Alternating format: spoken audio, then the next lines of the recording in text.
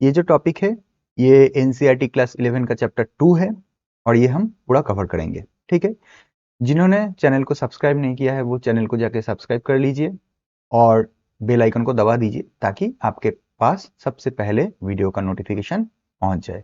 अगर हमारा वीडियो अच्छा लगे तो वीडियो को लाइक जरूर कीजिए और शेयर कीजिए अपने दोस्तों के साथ। ठीक है, तो चलिए शुरू करते हैं। Origin and evolution of the earth. Evolution of अर्थ जो है वो क्या है, कैसे अर्थ का एवोल्यूशन हो रहा है। तो evolution of earth, planet earth initially was a barren rocky and hot object. मतलब ये देखिए कैसे था, एक बैरन मतलब कुछ नहीं था उसके अंदर, रॉकी हॉट ऑब्जेक्ट जिसके अंदर कोई एटमॉस्फेयर नहीं था, नो एटमॉस्फेयर। ठीक है, इसके अंदर कोई भी एटमॉस्फेयर नहीं था। उसके बाद विथ अ थिन एटमॉस्फेयर, मतलब आज का जो एटमॉस्फेयर है जिसके अंदर हाइड्रोजन है, जिसके अंदर ऑक्सीजन है, जिसके अंदर कार्बन डाइऑक्साइड है, वो पहले के नहीं था। क्या था इसमें हाइड्रोजन, हीलियम, और बाद में हम देखेंगे इसके साथ साथ और क्या है, मीथेन है। ठीक है, ये सब कार्बन डाइऑक्साइड है, वाटर वेपर है, ये सब है। लेकिन ऑक्सीजन आज के एटमॉस्फेयर का सबसे ज्यादा जो है वो है नाइट्रोजन, उसके बाद ऑक्सीजन। ये दोनों तभी भी नहीं है, तो उसको हम कह लेंगे कि वहां पे आज का जो एटमॉस्फेयर है जिसमें लिविंग थिंग्स रह सकता है वो नहीं था। So no atmosphere. लेकिन क्या था एटमॉस्फेयर के नाम पे, वहां पे हाइड्रोजन था, वहां पे हीलियम था।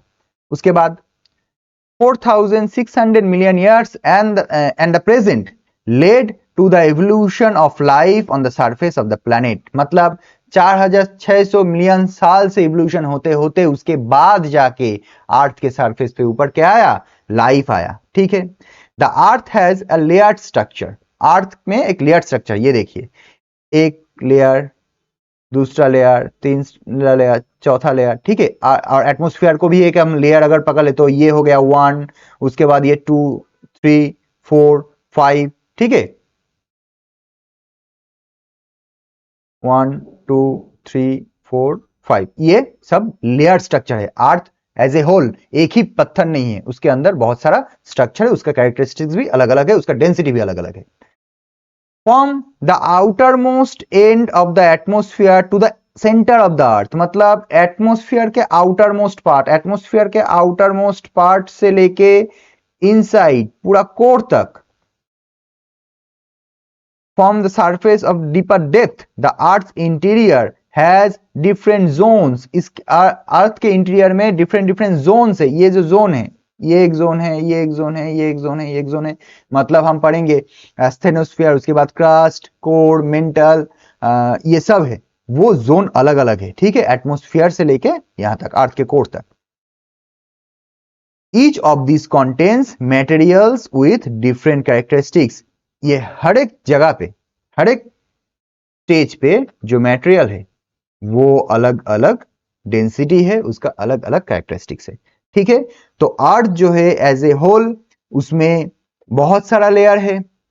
एटमॉस्फेयर से लेके अर्थ के एकदम कोर तक जो लेयर है उसमें जो मटेरियल है वो अलग अलग डेंसिटी का है, अलग अलग कैरेक्टरिस्टिक्स का है। और सबसे पहले जो प्राइमोर्डियल अर्थ था, जब प्लैनेट अर्थ फॉर्म हुआ तब उसमें वो कैसा था, वो पूरा रॉकी था, वो पूरा मोल्टन था, वो पूरा हॉट था, वॉल्केनिक इरप्शन हो रहा था। उसमें आज का जो एटमॉस्फेयर है वो एकदम प्रेजेंट नहीं था, लेकिन एटमॉस्फेयर के नाम से वहां पे क्या था, हाइड्रोजन एंड हीलियम गैस। ठीक है, उसके बाद लिथोस्फीयर। लिथोस्फीयर क्या पढ़ेंगे, the earth was mostly in a volatile state during its primordial stage. मतलब वोलाटाइल स्टेज मतलब कुछ भी हो सकता है, वोलाटाइल स्टेज मतलब कुछ भी वहां पे हो सकता है। अपना प्राइमोर्डियल स्टेज पे एकदम पहले के टाइम में अर्थ वो वोलाटाइल स्टेज में था, मतलब अर्थ में कभी भी कुछ भी हो सकता है। Due to gradual increase in density the temperature inside has increased. धीरे धीरे अर्थ का डेंसिटी इंक्रीज होता गया, टेम्परेचर भी इंक्रीज होता गया। The material inside started getting separated depending on their densities. अब अर्थ के अंदर जो मटेरियल है वो सेपरेट होने लगा एक दूसरे से कौन से बेसिस में? डेंसिटी के बेसिस में। जिसका ज्यादा डेंसिटी वो नीचे, जिसका कम डेंसिटी वो ऊपर, जो कि नॉर्मली होता है। दिस अलाउ हेवियर मटेरियल्स, मतलब जिसका डेंसिटी ज्यादा है वो हैवी है, to sink towards the centre of the earth and lighter ones to move towards the surface. मतलब अर्थ के एकदम कोर में, ये कोर है, यहां पे डेंसिटी कितना होगा? सबसे ज्यादा होगा, क्योंकि हैवी है, हैवी अर्थ डेंसिटी वाला मटेरियल जो है वो अर्थ के कोर में, एकदम कोर में समाता गया, और ऊपर में धीरे धीरे जो छोटा डेंसिटी उससे कम डेंसिटी जो एक दूसरे के ऊपर लेयर होता गया। ठीक है। विथ पैसेज ऑफ टाइम, समय के साथ साथ, इट कूल्ड फर्दर, अर्थ और कूल हुआ, एंड सॉलिडिफाइज, ऑब्वियसली जो कूल होगा वो सॉलिड होगा, and condense into a smaller size, and एक स्मॉलर साइज में कंडेंस हो गया। This later lead to the development of the outer surface in form of the crust. मतलब कंडेंस होता गया, कंडेंस होके ये जो आउटर सरफेस है, एकदम अर्थ का जो आउटर सरफेस है, जिसको हम क्रस्ट कहते हैं, इसको क्या कहते हैं? क्रस्ट कहते हैं।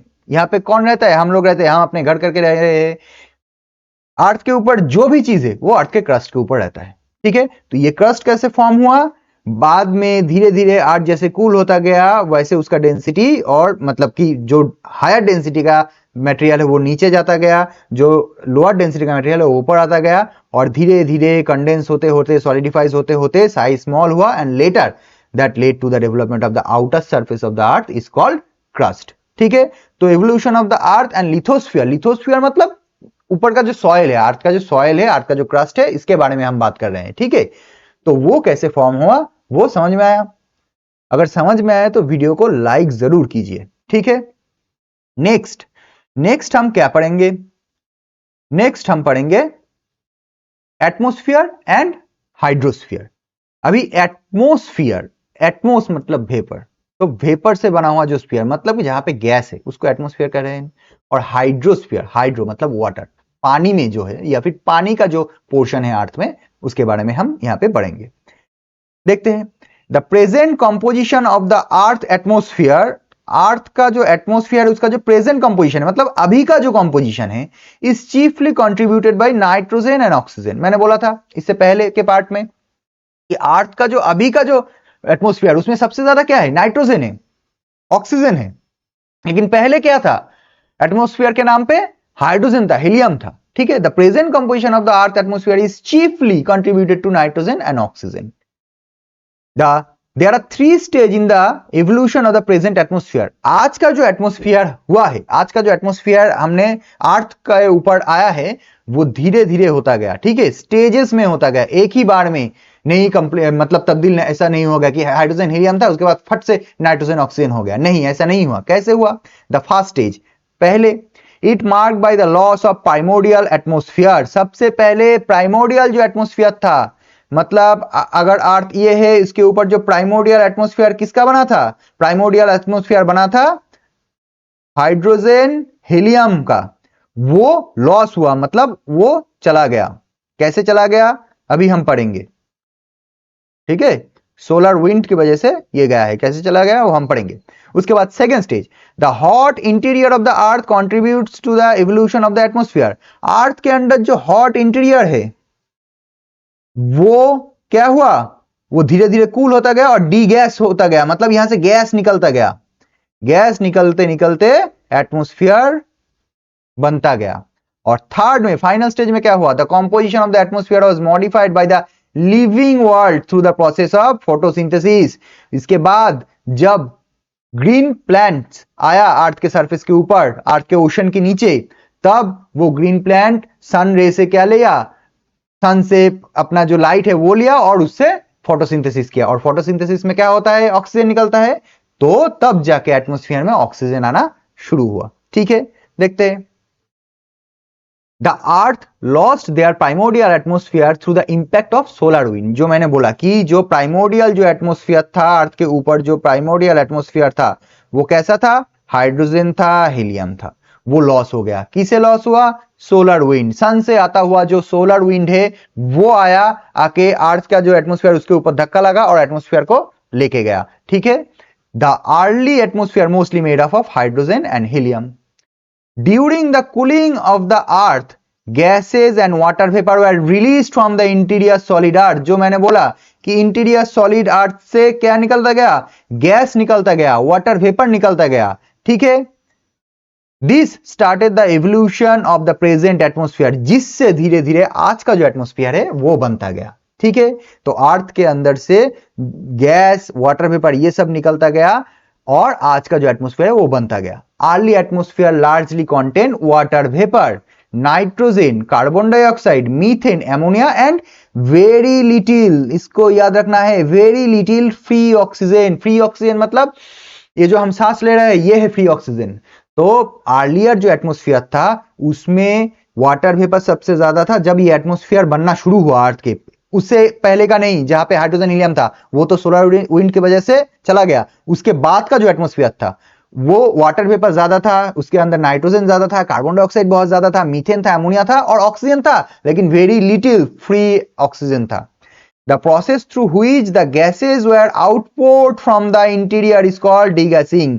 मतलब ये जो प्रोसेस है, गैस अंदर से बाहर आ रहा है, आउटपोर्ट, आउटपोर्ट मतलब अंदर से बाहर आ गया उछल के, ठीक है, उसको क्या कहते हैं, उसको कहते हैं डीगैसिंग, ठीक है, मतलब गैस अंदर से बाहर आता गया।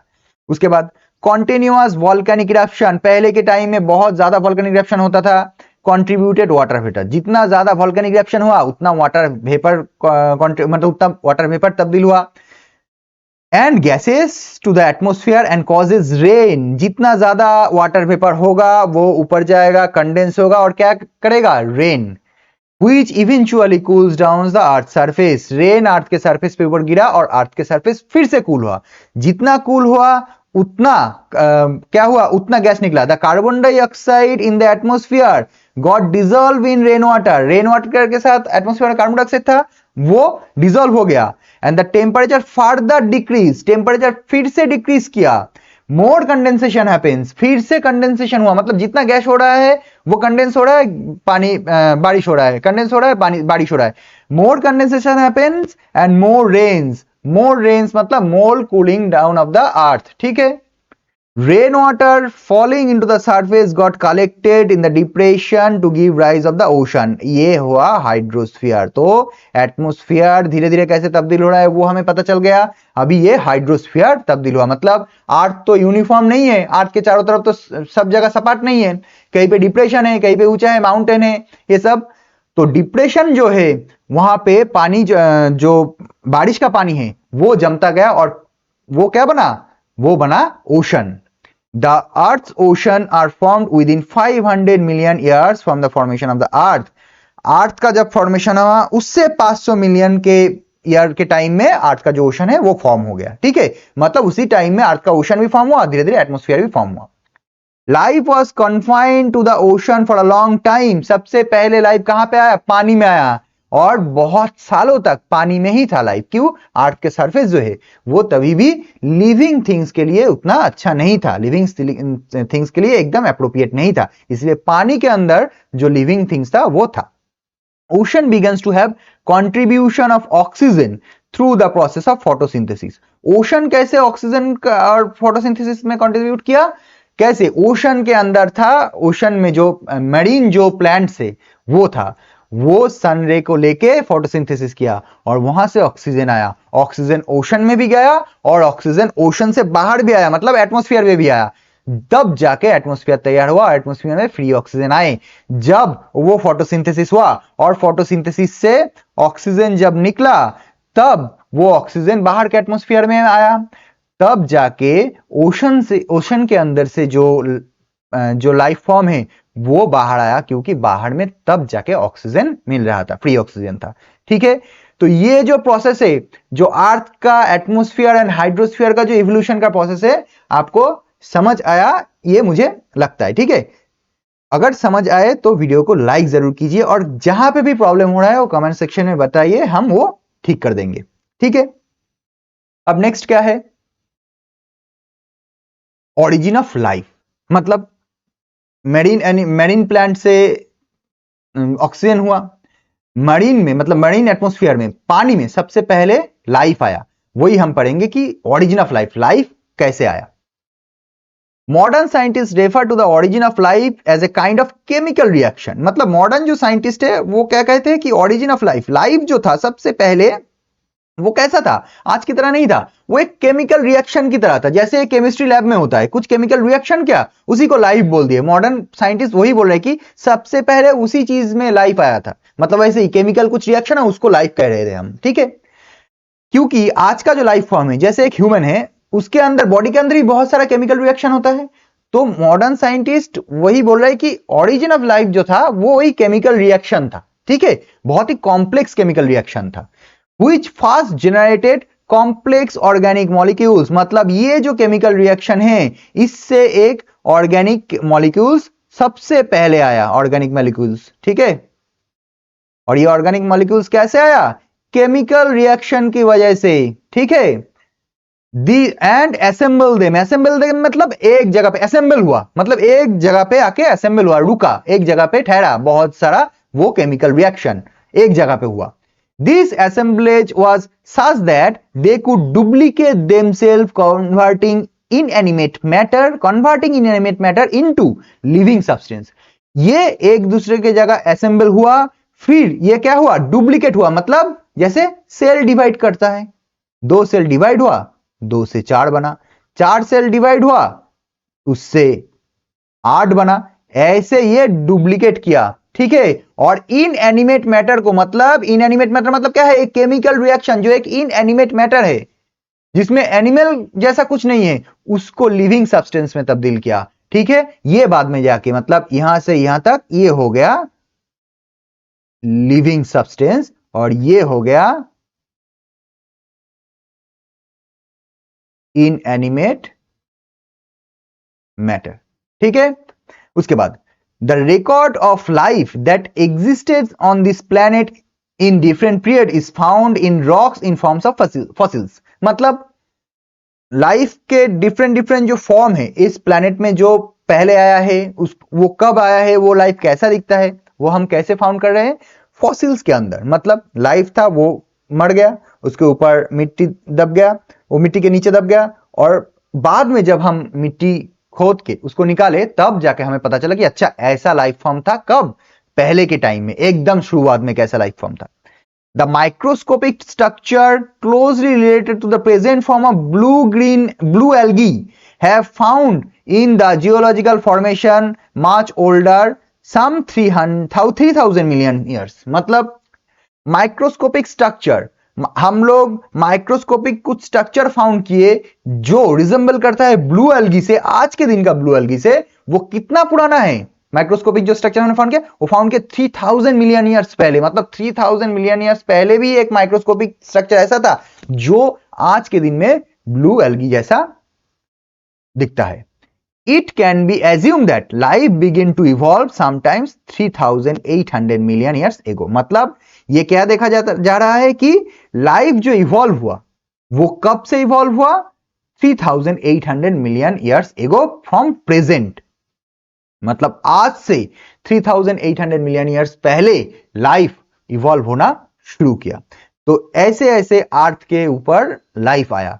तो सबसे पहले हम पढ़े कि अर्थ, प्लैनेट का ओरिजिन क्या है, यूनिवर्स का ओरिजिन कैसे हुआ, उसके बाद स्टार फॉर्मेशन कैसे हुआ, उसके बाद प्लैनेट फॉर्मेशन कैसे हुआ, उसके बाद लिथोस्फीयर कैसे फॉर्म हुआ, उसके बाद एटमॉस्फेयर, हाइड्रोस्फीयर, और हाइड्रोस्फीयर, उसके सब आखिर में लाइफ फॉर्म कैसे ओरिजिनेट हुआ और वो कैसे डेवलप होते होते आज के दिन में आया है, वो हम यहाँ पे देखें, ठीक है।